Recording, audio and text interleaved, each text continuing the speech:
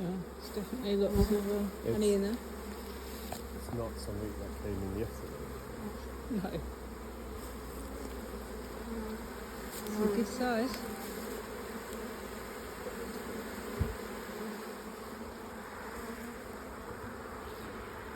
Let's see what's inside.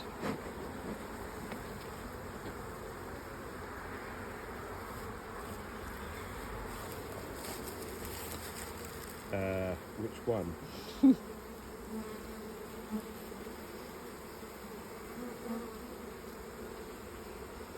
Yep, I can see brood.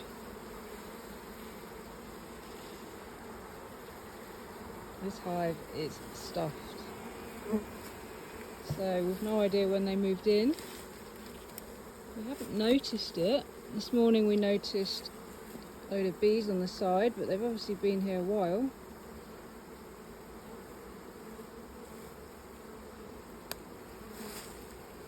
And it's full of bees, all stages. All stages.